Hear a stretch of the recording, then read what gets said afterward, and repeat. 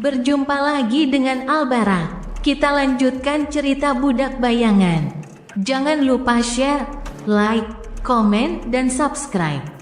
Budak Bayangan bab 2256 Kutukan Keji. Dia sudah lengkap. Sunni menelusuri tatapan Anvil dan terdiam beberapa saat, memandangi sosok tinggi bejana ratu yang diselimuti api putih bak tumpukan kayu raksasa. Dagingnya yang mati terbakar. Wajah pucat Sunni diterangi oleh cahaya jauh dari wujud transenden Nef. Sambil menatapnya, dia menarik napas dalam-dalam dan memaksa amarahnya yang membara mereda. Ekspresinya berubah dingin dan muram. Sambil melirik Anvil, dia terdiam sejenak. Lalu berkata dengan nada meremehkan dalam suaranya, "Begini, inilah akar permasalahanmu. Kegagalan imajinasi, atau mungkin ambisi."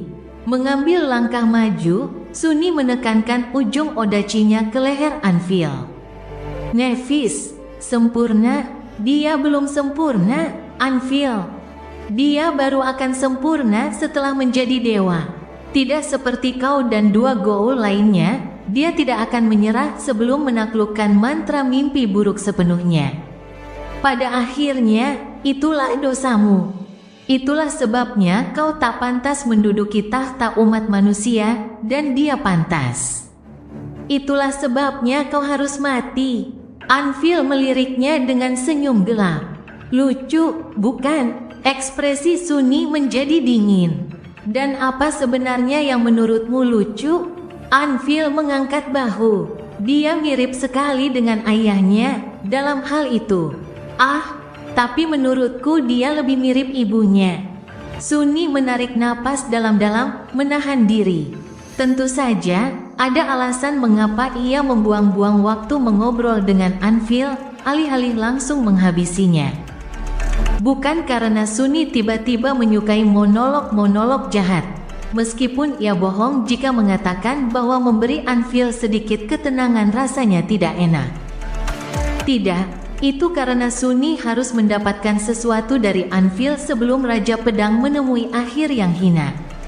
Ada sesuatu yang harus dia ketahui. Dia menghembuskan napas perlahan. "Benar, kalian bajingan juga membunuh pedang patah. Apakah itu juga demi kebaikan bersama?" Mata Anvil menjadi gelap. "Kau seharusnya sudah tahu sekarang kenapa dia harus mati, Tuan Bayangan.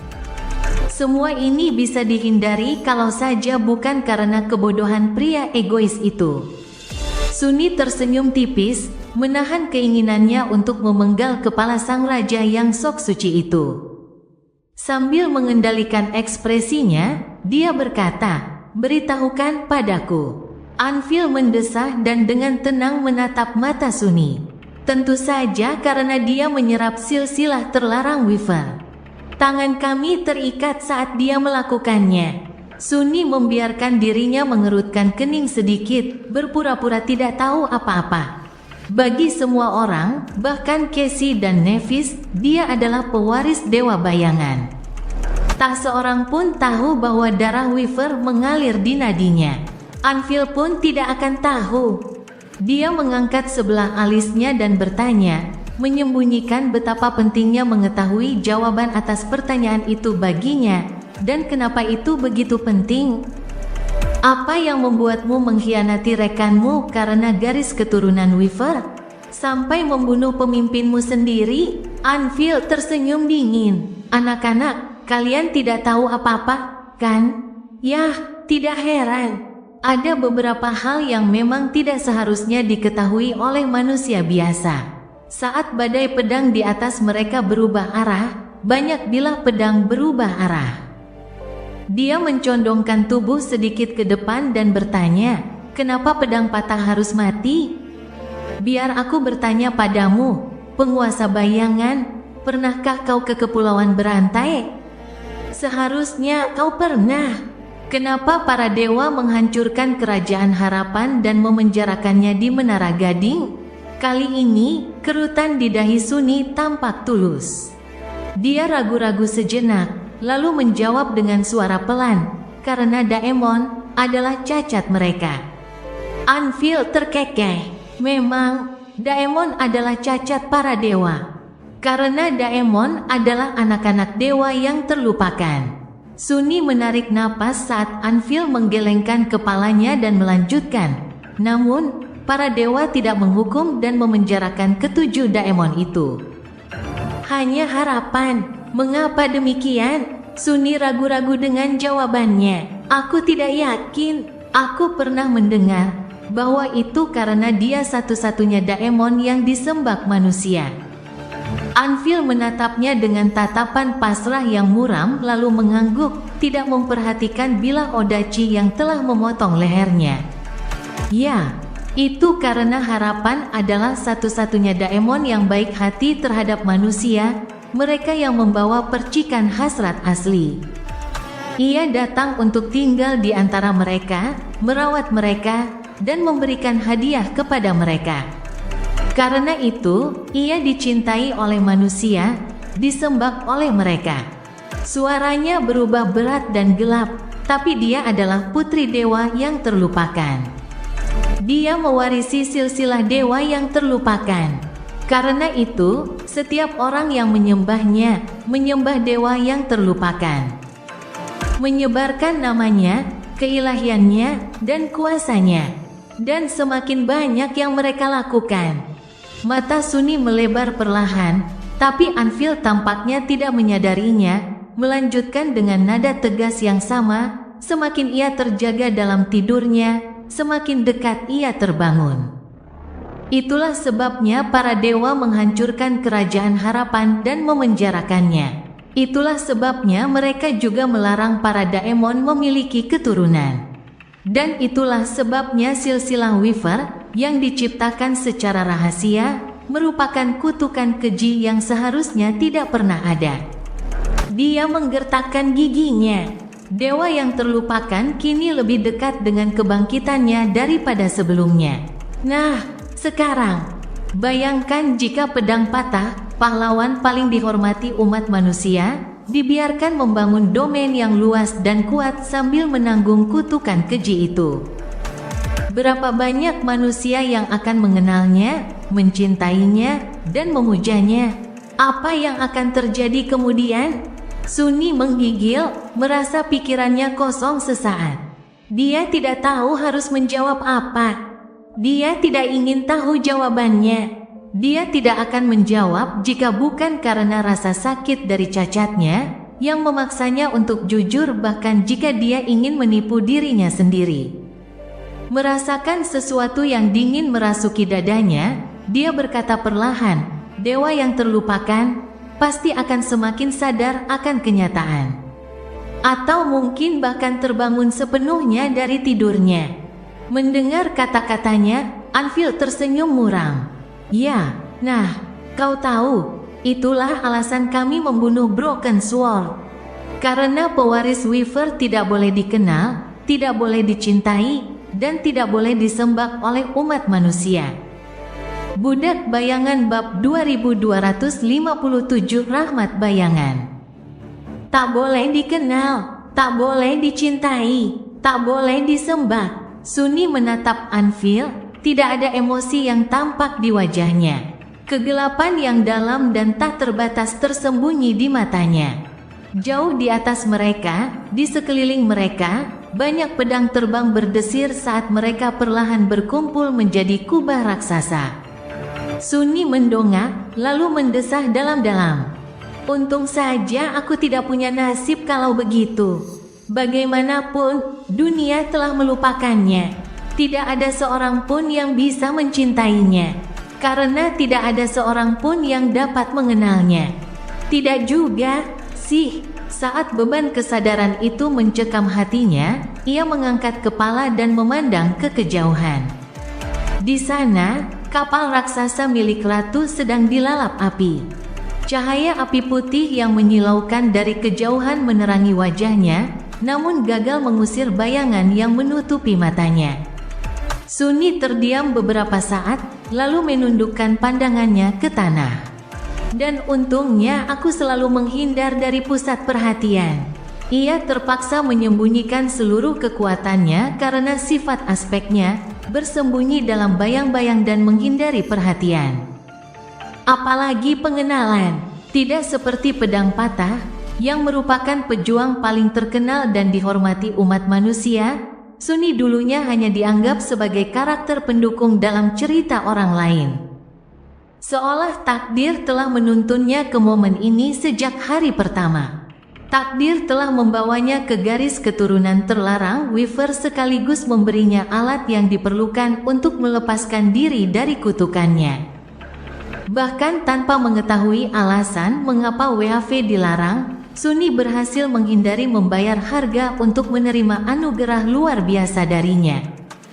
Mendapatkan nama sejati di mimpi buruk pertama, memiliki aspek ilahi, menemukan memori silsilah, dan mencapai semua prestasinya yang menakjubkan. Siapapun pasti akan menjadi pejuang kemanusiaan yang dihormati, tetapi Sunni telah menyembunyikan dirinya dengan baik. Ia membenci gagasan disebut pahlawan, jadi tetap berada dalam bayang-bayang jauh lebih cocok untuknya. Nevis bisa tetap menjadi sorotan untuk mereka berdua. Meski begitu, ada masalah kecil. Sunni memang baik-baik saja di masa lalu, tapi sekarang dia tidak begitu baik dalam hal tidak terlihat. Malahan, dia benar-benar kacau. Sleeper Sunless, Awaken Sunless, dan Master Sunless semuanya merupakan tokoh yang tidak jelas dan tampaknya tidak penting. Namun, penguasa bayangan itu cukup terkenal. Lebih buruk lagi, ia siap menjadi penguasa. Ketenarannya akan meledak dan menyebar ke kedua dunia, bahkan melampaui pedang patah. Karena pedang patah terlepas dari semua prestasinya, hanyalah seorang Sein di mata publik, Sein pertama dan terkuat di antara semua Sein manusia pada saat itu, tetapi tetap saja seorang transenden. Namun, Sunni kini telah menjadi seorang setengah dewa. Bukan hanya dia seorang dewa setengah dewa, tetapi dia juga satu-satunya yang setara dengan Nevis, bintang umat manusia yang bersinar. Rekan Nevis, sekutu terkuatnya, dan juga kekasihnya yang dikabarkan. Dengan kata lain, ia telah memasuki panggung dan pusat perhatian dengan cara yang mustahil disembunyikan. Setelah perang usai, miliaran orang akan mengenalnya, dan meskipun diragukan ia akan dicintai banyak orang, ia pasti akan ditakuti, dipuja, dan disembah oleh semua orang.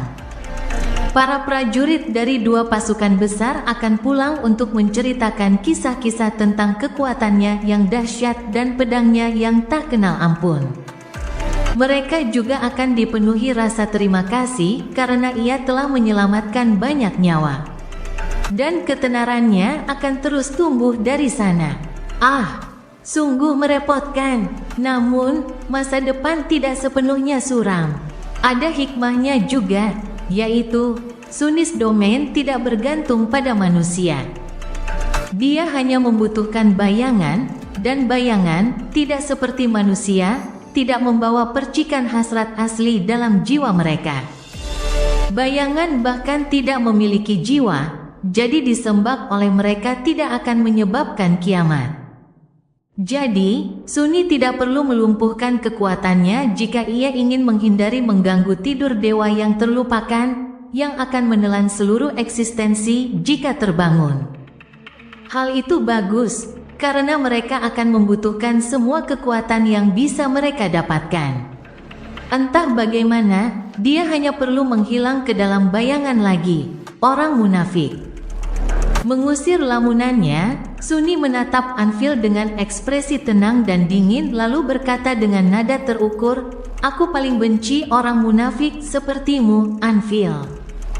Kau bilang pedang patah harus dibunuh untuk mencegah manusia menyembahnya. Tapi, kalian para penguasa berhasil menyembunyikan keberadaan kalian sendiri selama hampir 2 dekade, semua itu demi menahan Asterion. Kenapa kalian bisa bersembunyi, tapi pedang patah harus mati?" Dia menggelengkan kepalanya dengan nada menghina. "Tidak, akui saja, jujurlah sekali ini, kau membunuhnya karena kau membencinya. Sesederhana itu. Anvil tersenyum dingin saat Sunny mengangkat tangan, setelah melepaskannya dari gagang Odachi miliknya. Apa yang kau tahu tentang kebencian, nak? Dengan itu, kehadirannya meledak dengan kekuatan tirani, dan badai pedang di sekitar mereka membeku. Bila-bila pedang yang tak terhitung jumlahnya berkumpul menjadi rune raksasa. Rune-rune itu menyala dengan cahaya merah terang, dan Sunny tiba-tiba mendapati dirinya bermandikan cahaya merah darah. Saat Anvil menggerakkan tangannya, sebilah pedang tajam jatuh dari langit, dan langit pun seakan mengikutinya. Badai muncul, angin menderu memekakkan telinga saat berputar di sekitar mereka. Dan saat pedang yang jatuh itu jatuh dari ketinggian, ketajamannya yang mengerikan tampak semakin tajam dengan setiap lingkaran rune bercahaya yang ditembusnya. Hingga tampaknya cukup tajam untuk membelah tulang yang retak, memutuskan dasar Hollows yang terbakar, dan membelah lautan abu di bawahnya. Tentu saja, pertama-tama, ia akan menembus Sunny terlebih dahulu. Sambil mendongak, Sunny menggenggam memori yang baru saja ia panggil dan mengangkat tangannya lebih tinggi. Pedang yang tajam itu menimpanya dalam pusaran angin yang dahsyat. Angin kencang itu mengangkat awan abu ke udara, dan saat abu itu mengendap, Sunny masih berdiri di tempat yang sama, tidak bergerak dan sama sekali tidak terluka. Ada lentera batu kecil di tangannya, gerbangnya terbuka lebar. Setelah menurunkannya, dia perlahan menutup gerbang dengan ibu jarinya. Mata Anvil terbelalak. Bagaimana kau bisa menahan serangan itu? Di atas mereka, rune kehilangan cahayanya, dan pedang terbang yang tak terhitung jumlahnya hancur menjadi sungai percikan api merah. Sunny tersenyum. Aku tak mampu menahannya. Aku hanya mengirim pedangmu ke alam bayangan. Kenapa aku harus mengalahkan kekuatanmu yang dahsyat kalau aku bisa lolos dengan sedikit trik? Senyuman perlahan menghilang dari wajahnya. Sekarang, kalau begitu, Odachi hitam itu menyerang dan menancap ke dalam daging Anvil. Ekspresi Sunny berubah gelap dan dingin. Ini untuk para prajurit pasukan evakuasi pertama dan orang-orang Falcon Scott yang kau tinggalkan hingga mati. Samara, Don, Bele, dan banyak lainnya. Ingat nama mereka, brengsek. Raja Pedang berhasil menghindari serangan mematikan, tetapi Sunny sudah melancarkan tebasan lagi. Anvil mencoba menangkisnya dengan Vambrace-nya, tetapi gagal. Darah merah mengalir ke tulang putih, dan sebuah tangan yang terpenggal jatuh ke tanah. Ini untuk para prajurit yang gugur di sini, di Godgrave, bertempur dalam perangmu yang tak masuk akal. Setiap dari mereka adalah manusia, Anvil, bukan statistik. Tak satu pun dari mereka harus gugur. Meskipun aku ragu monster sepertimu akan peduli. Anvil tidak bereaksi terhadap kehilangan tangan dan malah terhuyung mundur dalam upaya untuk mundur. Namun Sunny tidak bisa lolos. Odachi hitam itu menggigit paha Anvil dalam-dalam, meninggalkan luka yang mengerikan. Lebih banyak darah berceceran di permukaan tulang kuno itu. Ini untuk Nevis, yang masa kecilnya kau hancurkan. Dasar preman kejam dan keji, apa kau senang menyiksa anak kecil? Kalau begitu, cicipi sedikit siksaanku. Sambil menggertakkan giginya, Sunny menendang Anvil di paha yang terluka dan melihatnya jatuh berlutut. Hujan pedang jatuh dari langit untuk menghancurkan Sunny. Tetapi gelombang besar bayangan muncul dari tanah dan berubah menjadi dinding yang tidak dapat ditembus, mencegah mereka untuk menghentikannya.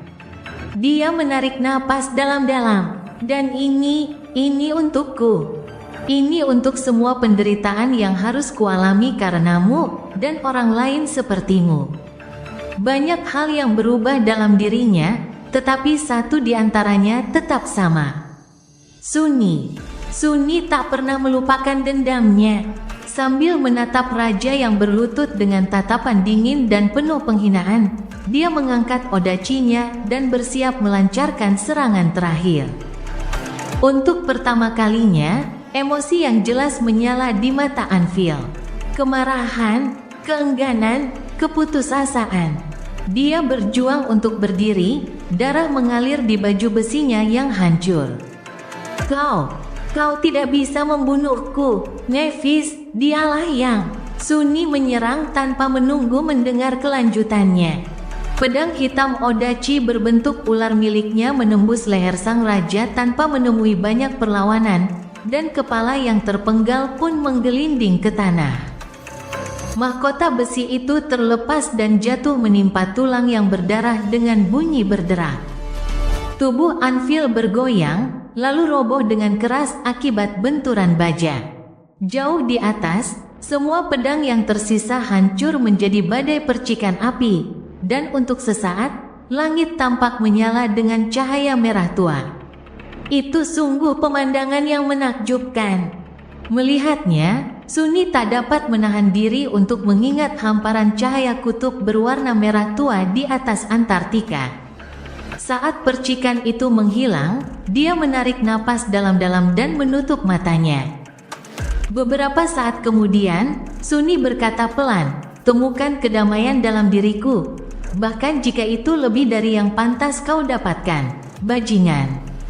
Itulah belas kasihan Sado. Budak Bayangan bab 2258 Pembunuhan Raja. Jauh di sana, bejana raksasa milik ratu hancur berkeping-keping, dagingnya terbakar habis oleh kobaran api putih yang dahsyat. Sungai darah yang tertampung di dalamnya mendidih saat keluar.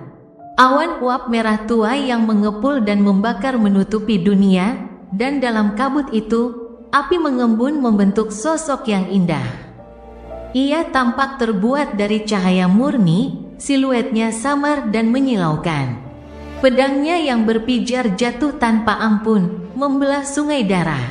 Suara yang menyerupai gumaman lautan luas dan erangan pilu bergulung di medan perang yang retak.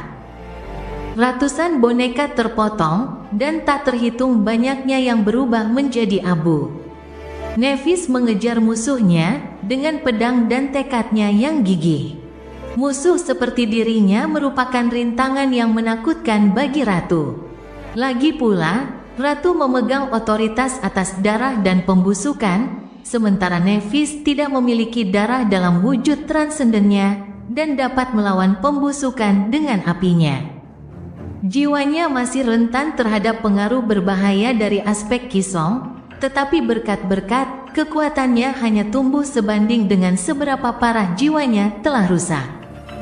Itulah sebabnya Nephis memilih untuk melawan Kisong, yang lebih kuat dari keduanya, sambil mengandalkan Sunni untuk menghadapi Anvil.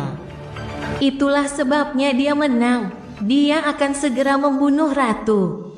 Aneh sekali, meski fokus sepenuhnya pada pertempuran, Nephis mendapati dirinya terganggu oleh kenyataan yang sedang terjadi.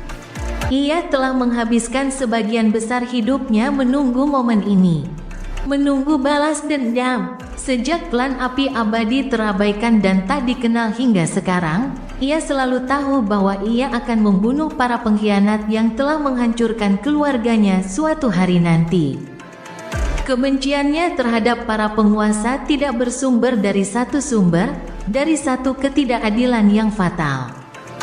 Sebaliknya, kebencian itu lahir dari ribuan keluhan tak termaafkan yang ia tanggung selama masa kecilnya. Trauma mengerikan akibat kekerasan yang dilakukan terhadapnya semasa kecil. Kematian para pelayan setia yang memilih untuk tetap bersama klan yang runtuh meskipun menghadapi bahaya. Raut kekalahan dan keputusasaan yang samar-samar muncul di wajah tabah neneknya dari waktu ke waktu, ketika ia berpikir tak ada yang memperhatikan. Semua ini dan masih banyak lagi. Jauh lebih banyak lagi. Itulah sebabnya Nephis menduga akan merasakan badai emosi ketika hari pembalasan dendamnya akhirnya tiba. Perasaan pahit yang tak tertahankan, namun manis tak terlukiskan, penuh kegembiraan haus darah, amarah yang tak terbayangkan. Tetapi sekarang tujuannya sudah begitu dekat, dia merasa sangat kecil. Mungkin sebagian besar, karena perasaannya telah terbakar habis oleh kekejaman cacatnya yang membersihkan. Tetapi juga karena membunuh para penguasa bukanlah tujuan sejatinya. Para penguasa, betapapun menjijikkannya mereka, hanyalah gejala kutukan yang lebih besar yang melanda dunia. Dunia itu sendiri adalah masalahnya. Anak-anak yang tewas dalam cengkeraman mimpi buruk pertama.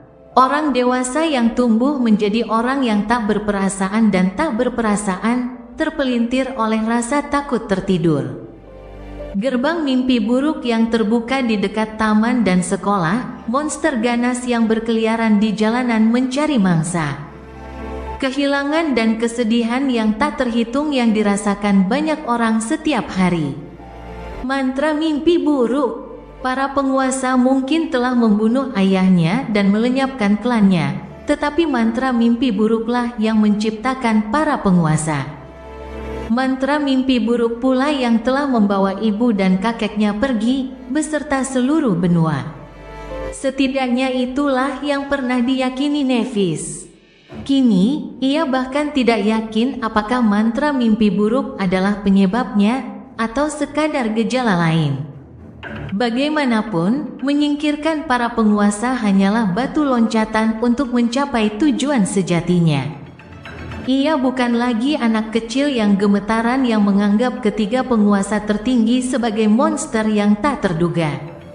Ia sudah melampaui mereka. Tetap saja, Nevis berharap bisa merasakan sesuatu, setidaknya. Kalau bukan demi dirinya sendiri, setidaknya demi ayahnya. Namun kenyataannya kejam, sama seperti Nevis yang kejam. Saat pedang tajamnya membelah sungai darah, memusnahkan sebagiannya, jumlah boneka terus berkurang. Sampai tidak ada yang tersisa. Dan kemudian, saat yang dia waspadai itu tiba. Jauh di sana, di tengah-tengah pasukan gabungan yang besar, Cassie terhuyung dan menjerit. Kemudian, kulitnya mulai menghitam, seolah-olah terbakar dari dalam. Nevis tentu saja tidak dapat melihatnya, karena jarak yang memisahkan mereka. Tetapi ia dapat merasakan kerinduan sahabatnya untuk terbebas dari penderitaan yang mengerikan melalui koneksi yang mereka miliki berkat domainnya. Saat Cassie terbakar, tubuhnya yang hancur diselimuti oleh cahaya putih yang indah dan sembuh, hanya untuk dibakar lagi saat Nevis menghunus pedangnya ke sungai darah yang semakin menipis. Dan saat tubuhnya yang rapuh dihancurkan dan dibangun kembali, setetes kecil darah ratu yang mengalir melalui pembuluh darahnya, bercampur dengan darahnya sendiri, dimusnahkan, setetes kecil.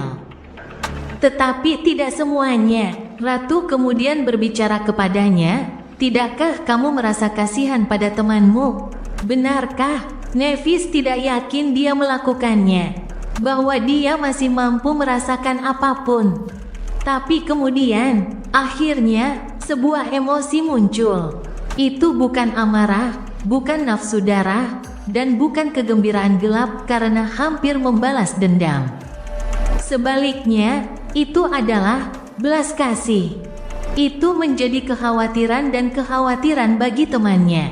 Saya juga merasa lega karena masih bisa merasakan apapun. Pada akhirnya, Nevis tampaknya tidak kehilangan seluruh kemanusiaannya.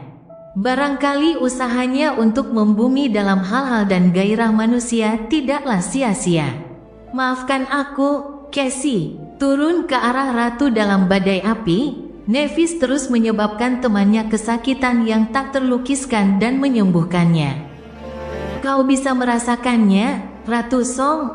Putri-putrimu telah meninggalkanmu. Kekejamanmu bahkan telah mengusir mereka, dan sekarang mereka adalah bagian dari domainku." Belum semuanya, tapi Seisanlah kuncinya. Karena lebih memilih saudara perempuannya daripada ibunya, Moonveil pun mengikuti. Beastmaster juga. sisanya juga akan mengikuti kakak tertua mereka. Mendidih dan bergolak, sungai darah yang menyusut drastis itu beriak dan menyatu menjadi sosok manusia. Kisong menatap Nevis, senyum pucat menghiasi wajah cantiknya. Apakah kau mengatakan ini untuk menggoyahkan tekadku? Nevis menggelengkan kepalanya. Aku hanya ingin tahu apakah kamu peduli pada mereka. Berkat itu menyerang sekali lagi, menghanguskan tulang kuno itu dan memaksa Kisong mundur. Beastmaster hampir mati ketika aku menyembuhkannya. Moonveil sedang sekarat. Dia pasti sudah mati sekarang, kalau bukan karena aku. Ibu mereka menuntun mereka menuju kematian, sementara musuh mereka menyelamatkan mereka. Ironis, kan? Bahkan saat kita bicara, apiku masih merasuki mereka, memberi mereka kekuatan. Namun, suaranya menjadi dingin. Apiku bisa menciptakan sekaligus menghancurkan. Sekarang mereka sudah menjadi bagian dari domainku. Menurutmu aku bisa membakar mereka menjadi abu saja? Kita lihat saja nanti. Senyum di wajah Kisong berubah rapuh. Apakah kau mengancam akan membunuh putri-putriku, Nevis? Alih-alih menjawab, Nevis malah menerjang ke depan dan menusuknya dengan bilah berkat yang berpijar.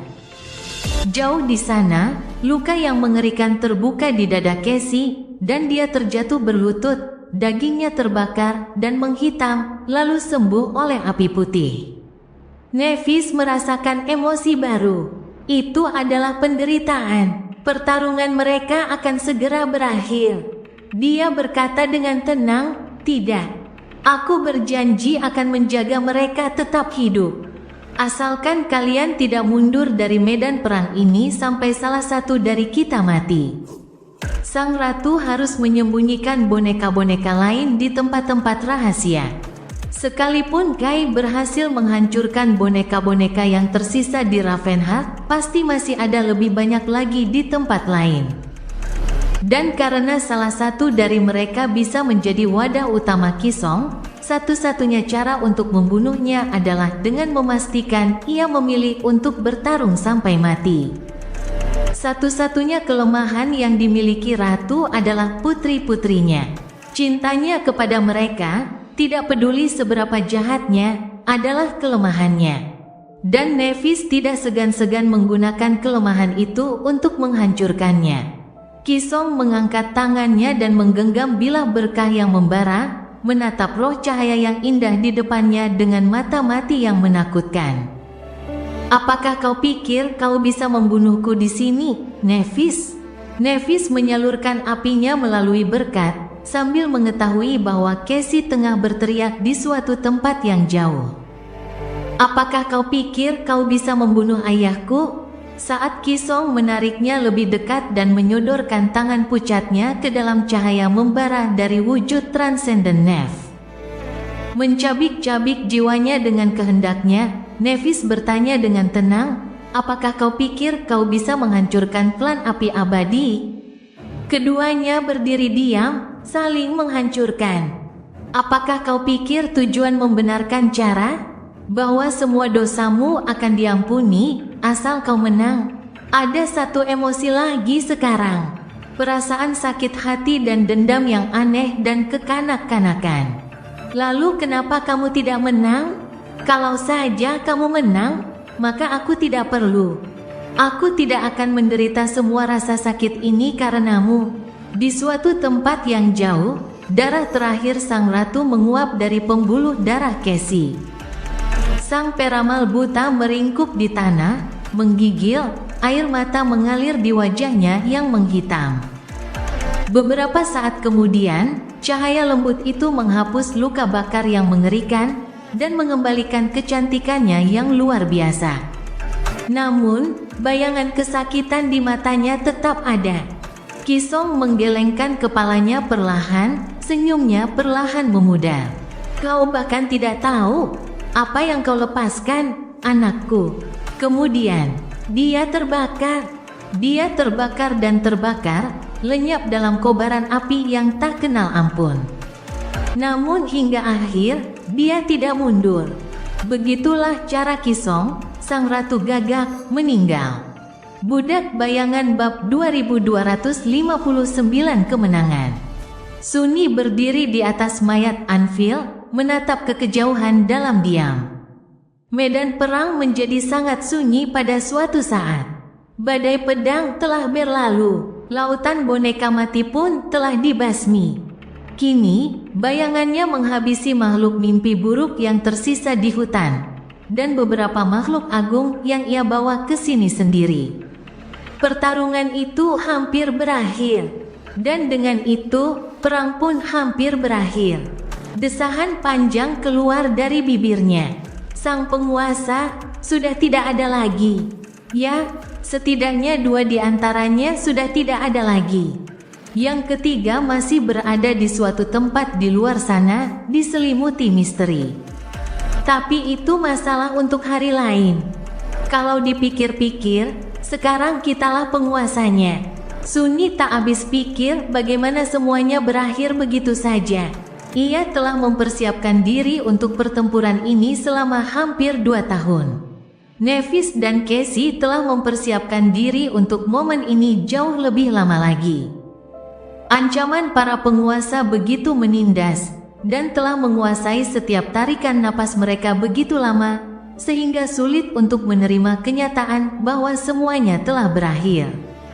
Tapi mungkin itulah intinya. Lagi pula, alasan utama mereka bersekongkol untuk melenyapkan para penguasa adalah karena mereka tidak kompeten.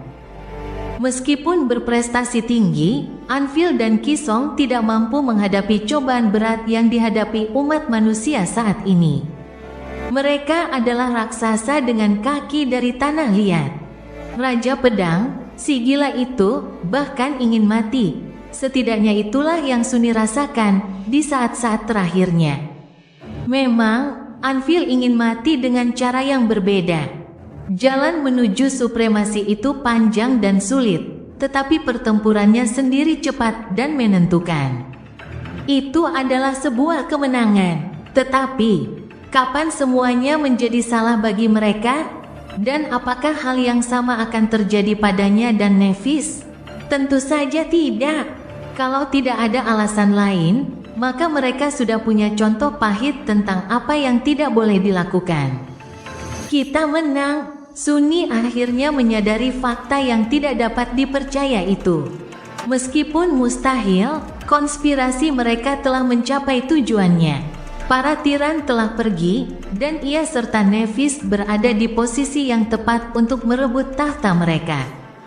Hanya ada satu masalah. Saat ia berdiri tak bergerak, terdengar gemerisik sayap, dan Nevis mendarat di tanah di belakangnya. Ia telah kembali ke wujud manusianya, pancaran api jati dirinya yang sebenarnya hanya terpancar oleh cahaya putih menyilaukan yang menyala di matanya. Wajahnya diam tanpa ekspresi, tanpa emosi. Ia pasti telah kehilangan kemampuan untuk merasakan lagi. Mungkin ia telah kehilangan lebih dari sebelumnya. Setelah menjalani cobaan mengerikan untuk mencapai supremasi di jurang putih pijar langit tanpa ampun di atas Godgrave. Dia menatap mayat Anvil, tidak menunjukkan reaksi apapun. Setelah beberapa saat, Nevis berkata, "Entah kenapa, aku membayangkan bahwa akulah orang yang akan membunuhnya." Sunni juga membayangkan hal yang sama. Ia bahkan mempertimbangkan untuk membiarkan Raja Pedang tetap hidup sedikit lebih lama agar Nevis menemukan penyelesaian dengan menghadapinya untuk terakhir kalinya. Untuk pertama kalinya, sungguh, ia belum pernah menghadapi Anvil, pembunuh ayahnya, tanpa selubung tipu daya yang menyembunyikan perasaannya yang sebenarnya. Dan sekarang, dia tidak akan pernah melakukan itu. Hanya ada sedikit penyelesaian yang dapat ditemukan di medan perang yang porak-poranda ini hari ini. Jika memang ada, bukan Sunni maupun Nevis yang membunuh raja, melainkan putranya, Mordred. Sebenarnya, Sunni cukup terkejut karena Mordred tidak muncul sampai akhir. Ia sudah yakin betul bahwa Pangeran Ketiadaan akan melakukan sesuatu yang licik selama pertempuran. Mungkin ada yang salah di True Bastion, sehingga mencegah Mordred memainkan kartunya yang telah disiapkan dengan hati-hati. Memang, dia pasti tidak menyangka akan dipaksa melawan iblis terkutuk hari ini. Sunyi mendesah, membunuhnya lebih mudah dari yang kuduga. Nevis menoleh padanya dan tetap diam selama beberapa saat. Mungkin karena dia sudah meninggal, itu yang terpenting.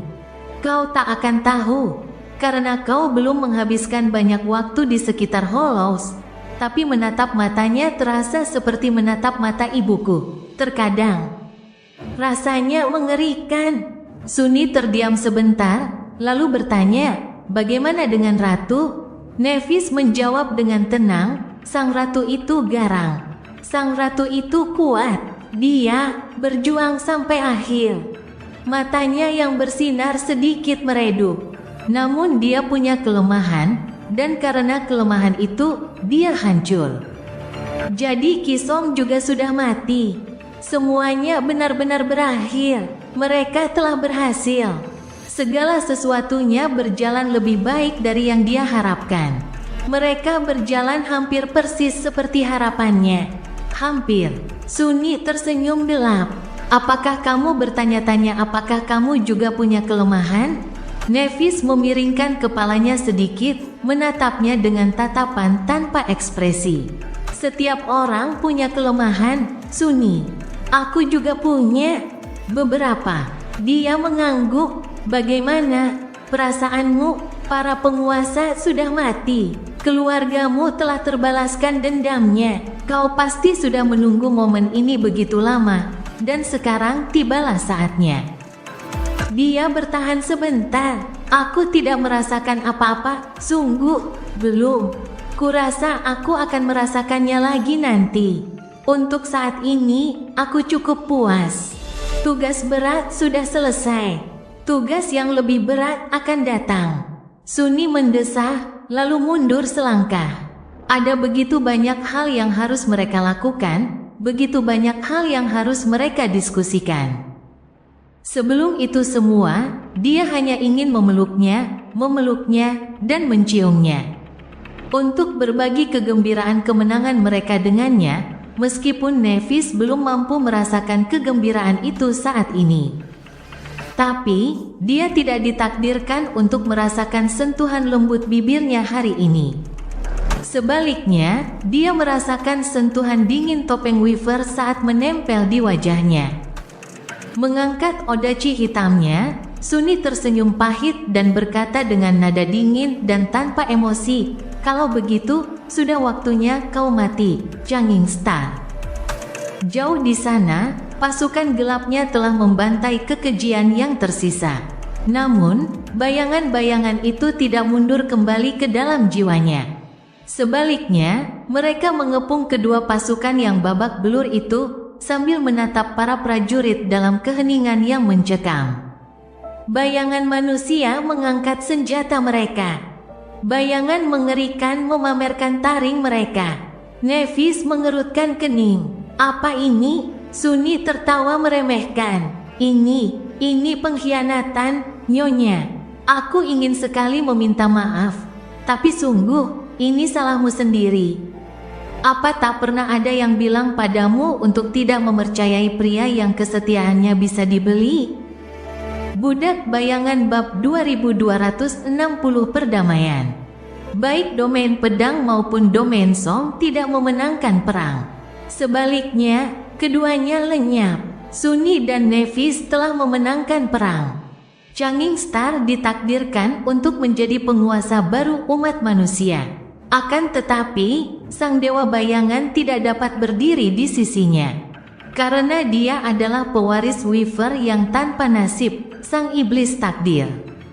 Menghilang begitu saja ke dalam kegelapan juga tidak akan berhasil. Anvil dan Kisong mampu menyembunyikan keberadaan mereka karena mereka telah menjadi supreme dalam kegelapan dunia bawah tanpa disaksikan siapapun. Namun, Sunni mencapai supremasi dengan cara yang paling flamboyan. Ia menjadi maha kuasa di hadapan ratusan ribu prajurit yang bangkit. Memanggil pasukan bayangan untuk menyelamatkan mereka dari banjir kekejian dan membunuh Raja Pedang di hadapan semua orang yang memiliki kemampuan untuk melihat. Jadi, hanya ada satu solusi. Sang penguasa bayangan harus mati. Dan dia juga tidak bisa begitu saja mati, karena hal itu berpotensi menjadikannya seorang martir yang dihormati. Dia harus membuang semua niat baik yang telah diperolehnya terlebih dahulu. Jauh di sana, para prajurit menjadi tegang saat mereka melihat pasukan bayangan diam yang kini menghadap mereka, siap menyerang. Beberapa orang juga menatap ke kejauhan, di mana sang dewa bayangan tengah mengarahkan pedang hitamnya ke arah Changing Star.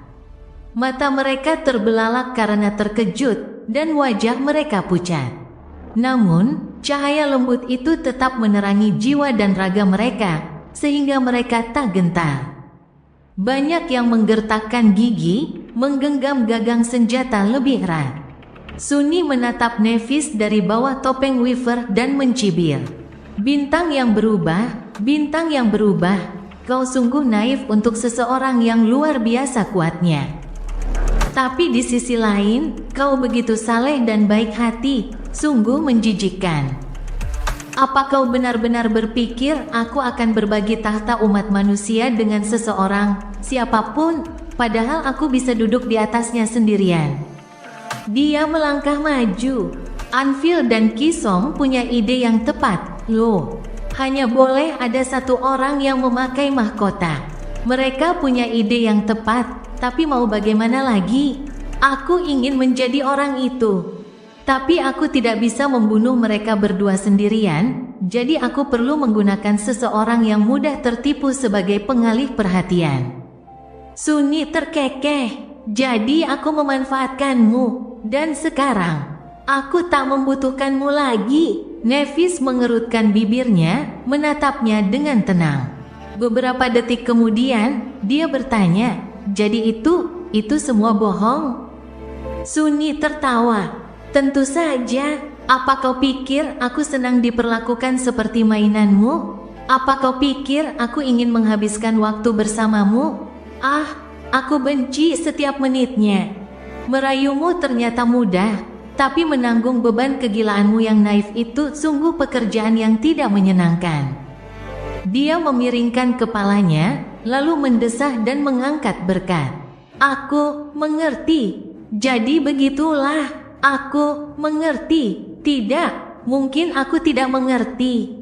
Tapi kau benar, seharusnya aku tidak mempercayaimu. Matanya bersinar dengan cahaya yang menyilaukan, dan dia berkata dengan nada datar, kurasa aku akan merasa sakit hati karena pengkhianatanmu. Nanti. Mungkin aku bahkan akan merasa sakit hati karena telah membunuhmu. Jadi, aku harus segera membunuhmu. Sunni tersenyum pahit di balik topeng Weaver. Keduanya saling berpandangan, udara terasa penuh ketegangan saat pandangan mereka bertemu. Untuk beberapa saat, seluruh dunia tampak berhenti, dan tekanan terus meningkat hingga menjadi sangat dahsyat. Bayangan-bayangan itu bergerak, semakin dalam dan dalam. Pedang berkah bersinar dengan cahaya yang cemerlang, mengusir bayangan-bayangan itu dan menerangi kedua Supreme yang bersiap untuk bertempur. Lalu, dalam sekejap mata, Sunni dan Nephis menerjang ke depan. Ada kilatan cahaya dan suara gemuruh yang menggelegar. Dan ketika cahaya meredup, para prajurit melihat sang Raja Bayangan berlutut di tanah, dengan pedang Changing Star tertancap di dadanya. Sunni mengerang, berjuang untuk memegang pedangnya. Sambil menatap ke arahnya, Nephis berbicara dengan sungguh-sungguh, tiga pejuang tertinggi umat manusia gugur hari ini. Sungguh sayang, desahan berat keluar dari bibirnya. Dan pada saat yang sama, suara Casey bergema di kepala Sunni. Nephis bilang jangan terlalu dramatis. Kamu tidak benar-benar terluka? Sunni menggigil, masih berpura-pura kesakitan. Berkat itu memang terpendam di dadanya, tetapi area di sekitar luka yang diduga telah berubah menjadi bayangan tak terlihat tepat sebelum terkena, jadi ia tidak terluka. Luka itu masih sedikit sakit, tetapi karena Nevis tidak menaruh niat membunuh dalam serangannya, jiwanya sebagian besar masih utuh. Baiklah, suruh dia berakting lebih baik. Tunggu, tidak. Sebenarnya, lupakan saja. Katakan padanya dia melakukannya dengan baik. Nevis tidak dikenal karena kemampuan aktingnya. Dia berusaha sebaik mungkin. Beberapa saat yang lalu, Sunni ingin sekali mengulang kembali pertempuran sengit mereka di Crimson Spire. Ia membayangkan dirinya kalah dalam pertarungan itu, lalu mendengar Nevis bertanya mengapa ia membiarkannya menang dengan suara gemetar. Tetapi kemudian dia menyadari bahwa tidak perlu menipunya dengan membuat seolah-olah dia telah membunuhnya. Dia bisa saja bertanya. Jadi, dia telah memberitahu apa yang perlu terjadi pada Cassie yang menyampaikannya kepada Nevis. Dan sebagai hasilnya, sang penguasa bayangan kini sekarat. Dia bilang kamu berutang penjelasan yang bagus kepada kami nanti.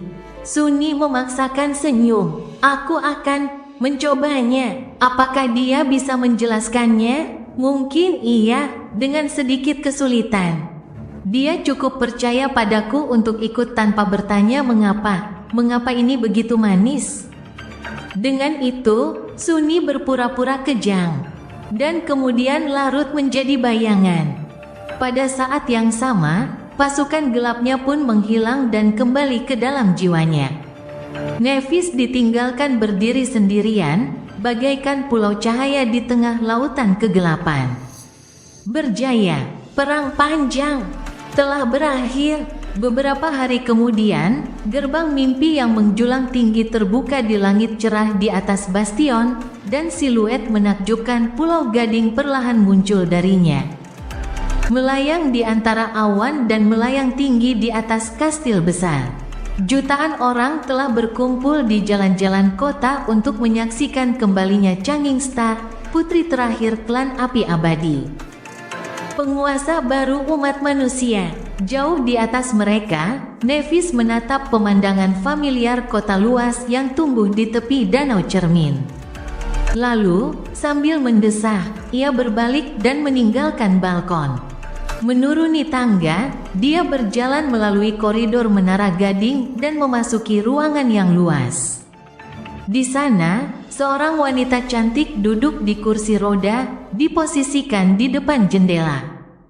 Wajahnya tanpa ekspresi, dan tatapannya anehnya kosong, seolah-olah dia tidak ada di sana sama sekali. Sambil meletakkan vas berisi bunga segar di atas meja dekat tempat tidur, Nevis berjalan ke jendela, bersandar di ambang jendela, dan menatap wanita itu dengan tenang. Dia tidak berbicara selama beberapa saat, lalu mendesah. Hai, Bu, maaf kalau Ibu merasa tidak nyaman, hanya saja akhir-akhir ini Ibu agak kesulitan untuk datang ke NKSC. Dan Ibu tidak tahu berapa lama lagi Ibu akan aman di sana. Jadi, Ibu meminta Cassie untuk mengantar Ibu ke sini. Nevis bertahan beberapa saat. Akulah yang maha kuasa sekarang. Dan aku membalaskan dendam ayah. Para pembunuhnya ada di dalam kubur, ya, setidaknya ada 2. Sebuah bayangan tiba-tiba melintas di wajahnya. Oh, benar. Kau takkan tahu? Bagimu, mereka tetaplah temanmu. Kalau begitu, aku turut berduka cita. Teman-temanmu sudah meninggal. Lalu, dia tersenyum canggung. Ngomong-ngomong, kurasa aku punya pacar sekarang. Dia sangat tampan. Aku yakin kamu pasti akan menyukainya. Oh, tapi hubungan kita memang agak rumit saat ini. Secara umum, semuanya memang rumit. Sambil mendesah, dia melihat ke jendela dan berkata dengan sedih, dunia kita sedang ditelan oleh alam mimpi. Ada begitu banyak yang harus dilakukan sebelum dunia ini sepenuhnya ditelan. Aku sangat sibuk, begitu pula dia. Dia menatap wanita itu dan tersenyum. Bagaimanapun juga, kita perlu menjadi dewa. Dengan itu, Nevis menarik napas dalam-dalam dan menuju pintu. Dia tidak tahu berapa banyak waktu yang tersisa bagi mereka, tetapi mungkin tidak sebanyak yang mereka harapkan. Di suatu tempat yang jauh, tanah tandus terbentang di bawah langit tak berbintang, diselimuti kegelapan abadi. Ada kawah raksasa di jantung tanah itu, dan di tepinya berdiri kota gelap, kosong dan terlantar. Tidak ada yang bergerak di kota itu. Hingga tiba-tiba sebuah kuil hitam yang megah muncul di sana, seolah-olah berdiri dalam kegelapan selama ini. Tak lama kemudian, dua sosok muncul dari kuil. Salah satunya adalah seorang pria muda berkulit pucat, mengenakan tunik hitam sederhana. Yang lainnya adalah seorang wanita mungil yang melayang beberapa sentimeter di atas tanah, dengan ekspresi muram di wajahnya. Sambil melihat sekelilingnya, Aiko menggeleng tak percaya. Ya Tuhan, aku sungguh tak pernah menyangka akan kembali ke lubang neraka ini. Hei, bos, apa kita benar-benar perlu berada di sini? Sunni menatapnya dan mengangkat bahu. Hampir tidak ada makhluk mimpi buruk di sini lagi. Ini salah satu tempat teraman di alam mimpi, sungguh. Lagi pula, kau tidak bisa melihat dalam kegelapan? Apa yang membuatmu begitu marah? Aiko menatapnya dengan marah. Apa yang membuatku marah? Pekerjaanku, aku menganggur lagi. Semua usaha yang kuhabiskan untuk membangun merek Brilliant Emporium. Dan bosku malah harus pergi dan menjadi sampah manusia yang paling jahat. Lalu mati, apa kau tidak bisa sedikit saja bersikap sopan untuk tetap mati setelah mati, ya, bos? Sunni terbatuk. Kesopanan, apa itu? Lalu, dia menepuk bahu gadis mungil itu. Tapi jangan sedih, Aiko. Apa kau pikir perang itu cuma soal mencari untung? Biar ku jelaskan saja. Dia menunjuk ke jalan yang gelap dan sepi. Kolonialisme, disitulah letak uang yang sebenarnya. Dan Forgotten Shore adalah lokasi koloni yang utama. Sunni tersenyum. Jadi, bagaimana menurutmu? Bagaimana kalau kita membangun kota di sini? Kota yang damai, jauh dari segala pertikaian. Setidaknya akan tetap damai untuk sementara waktu. Akhir volume 9, Tahta Perang. Cerita bersambung. Jangan lupa share, like, komen, dan subscribe agar tidak ketinggalan cerita selanjutnya.